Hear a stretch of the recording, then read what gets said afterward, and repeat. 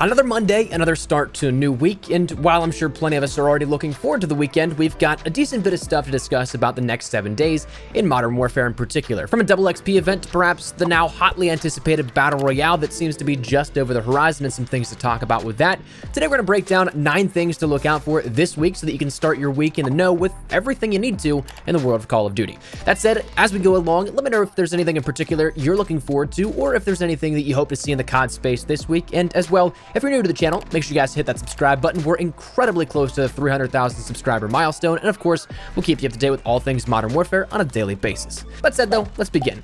First things first, let's start with the here and now, the things that you should be conscious of as of today, Monday. There's 2 things in particular that I want to mention, but the first is that of the 2v2 gunfight tournament. In a blog post over on the Activision website, it says that this is going to be around here for the upcoming week. It doesn't specify an end date, so I'm just imagining that it's going to be there in the playlist rotation for the next 7 days up until next Tuesday in the playlist refresh that we end up seeing next week. But as of tomorrow, it doesn't seem like it's going to be going away, which I think is nice, because the last time that we saw the gunfight tournament beta introduced, we only saw that around for the long weekend. We saw that from Friday when it was introduced to the next following Tuesday. So only what, 4.5 days or so here at that. So to have this now come by and be there for a week and then some 4 days on top of that, I'm a big fan of that. That allows more players to have the opportunity to end up getting the cool stuff that comes along with it. Not just the bragging rights, but like last tournament introduced, each round you progress through, you got a various number of rewards, such as XP, a calling card, and some weapon charms and stuff. But if you win the entire thing,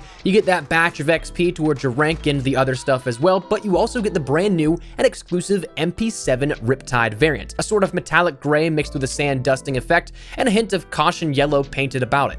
The variant comes with the muzzle brake, forged tack stock or stock, and the operator foregrip as the attachments. So truth be told, will you be missing out all that much if you don't get this one? I personally, for how I play the game, would say no, because I'd much rather go with a different grip, removing part of the yellow design. I'd also most likely not run the muzzle brake at all, and I'd likely use a different stock since I like the ADS modifiers, not the aiming stability. So you'd effectively remove half the design and half the canvas of the weapon as is. But again, that's part of the rewards that you'd end up getting for the tournament, so if the system interests you at all, try and jump in and take advantage of it. After that, another thing that is confirmed to go away in the next few days, and thus makes this some of your last chances to capitalize on it, is that of the current Season 2 Twitch-enabled drops. We saw this with Season 1, but again with Season 2, you have the ability to get some smaller in-game items by supporting your favorite streamers who may be playing COD over on Twitch. If you go to Twitch and watch a streamer who has drops enabled, myself being one of them, I'm not entirely sure if I'll be streaming, but if you go to any COD streamer's channel and watch, you'll be able to earn after 1 hour the Prime Watcher emblem, after 2 hours the Restless Sleeper spray, after 3 hours you get a 1 hour double weapon XP token, and the Hard Landing animated calling card after 4 hours. To do this and get the items in game, you want to make sure that you have your Call of Duty account linked to your Twitch account, and then from there it's just a matter of watching. I'll link the stuff down there in the description below for you guys to read up on it a little bit further, but admittedly, I think the watch time is kind of rather steep for the rewards. If it were up to me, I'd probably say half that, and if you really want to watch somebody for 4 hours,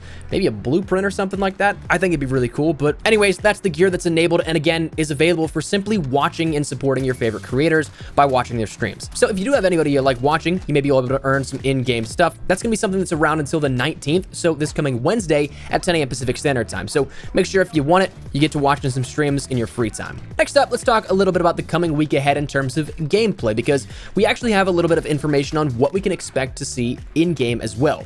Debuted in Friday's blog post from Infinity Ward, we unfortunately didn't see any major teasers or spoilers for the next content drop in the future, but we did get a little information on the coming playlist refresh for this week. The first thing we learned about was that of the game mode NVG Reinforce. For those that don't remember Reinforce, it's an interesting take on the objective modes, being sort of a mashup between domination, search and destroy, and a little bit of the search and rescue respawn mechanics.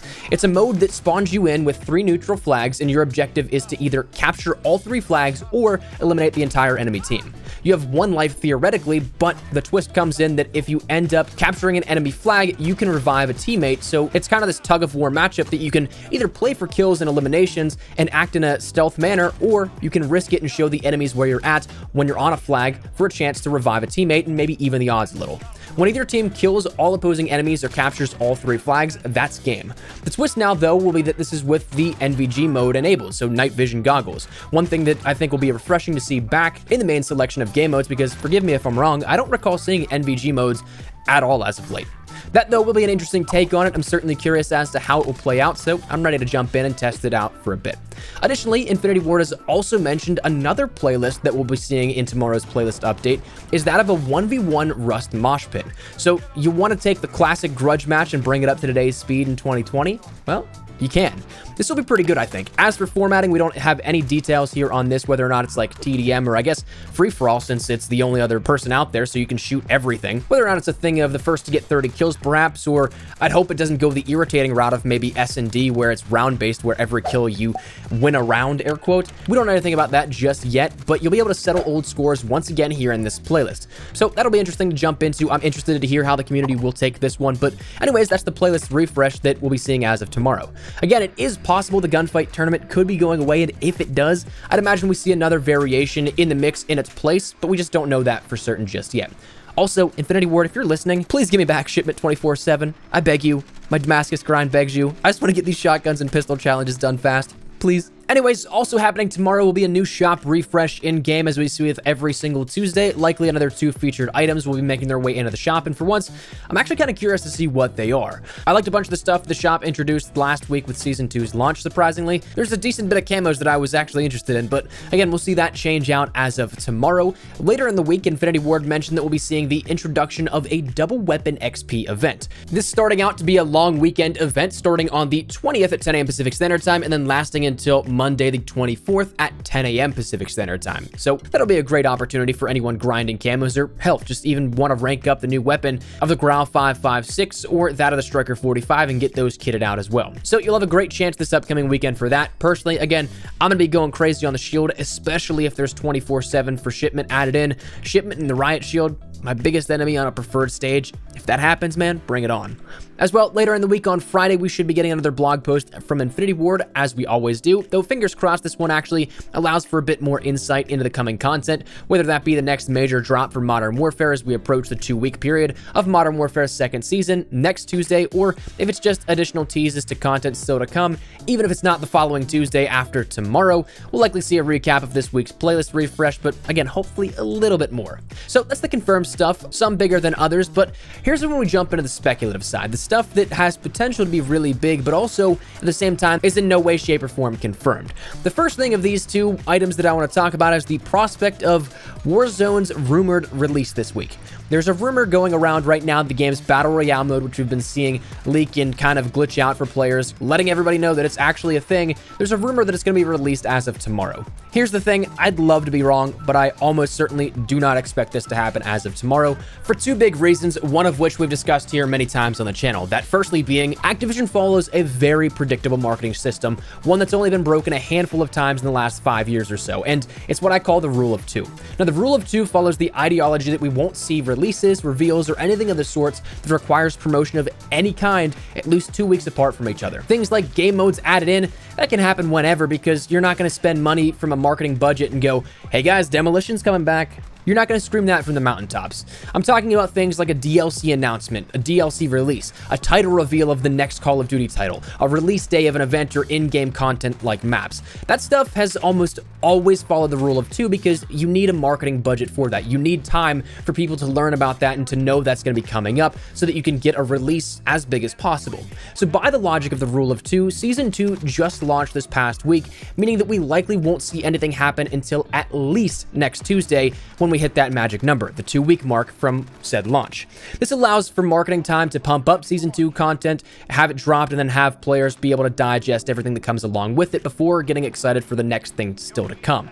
So today, we're just a day out from that 1-week mark, which is right in the middle of, again, that window that I think is closed. So there's absolutely irrefutable evidence that it is going to be coming, this Warzone Battle Royale. We've seen so many leaks, we've seen so many takedowns, we've seen so many things that seem to be protecting this IP when it comes to being out there before it's supposed to be released and revealed. I just don't think it's going to be tomorrow. But again, that's just my educated theory, having studied and covered releases in this franchise for the last half decade. And trust me, I'd love to be wrong. I'm like you, I'm insanely ready to jump into battle. Though what adds to that theory of the 2-week interval at the very minimum is that of a brand new report actually that came out as of today even. I started a lot of these videos here planning and prepping on Saturday or Sunday for this video to go live today on Monday. And so this is kind of an in-editing note that I wanted to add in because it is such new information.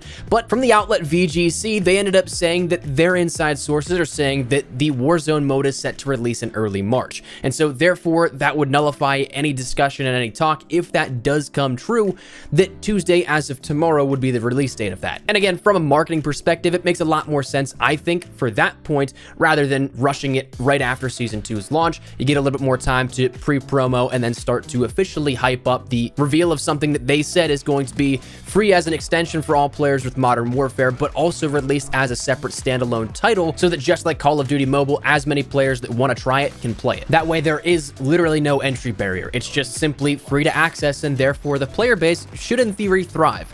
But outside of that, talking a little bit further on the final point that I want to talk to you about today, still on the topic of Warzone, is that of the prospect of more leaks and more information coming out. Whether it be data mined, whether it be in-game glitches that showcase more of like what we've seen in the past week, with things showcasing the training area, showcasing some settings. I can almost guarantee you that within the next 7 days, we'll know more about this for the right now rumored, but again, worst kept secret, Battle Royale for Modern Warfare. So far, we've learned a lot without even having to data mine anything, but the prominent data miner Senesalo recently just dropped a couple of days ago a list of over 200 challenges for BR, and at the end of his thread, kind of left a calling card along the lines of, "I'll be back soon." So there still seems to be plenty more coming, it's just a matter of time. So for that, I'm pretty excited for what this week holds in terms of outlook of just pure information, even if it's not something that we can sink our teeth into and play just yet. But all in all, that is the 9 things in Modern Warfare to look out for here this week. As always, I'd love to get your thoughts and feedback down there in the comment section down below. What are you looking forward to this weekend? Is there anything I may have missed here for my own personal list? Whatever it is, feel free to let me know down below. But hopefully you enjoyed the video, and if you did, make sure you drop a like down below. If you are new to the channel, make sure you guys subscribe so you don't miss a single thing regarding all things Modern Warfare, updates, news, information, tips, tricks, all that good stuff we got you covered here on the channel. So if any of that interests you, hit that subscribe button so you don't miss a single thing. If you guys also want to follow me over on Twitter and Instagram, those are the best places to get connected outside of YouTube. Practically live on both those. If you guys want to strike up a conversation, ask me a question, whatever it may be, that link is down there in the description below. That said, thanks so much for watching. My name is Espresso. I'll see you guys later. Take care and peace.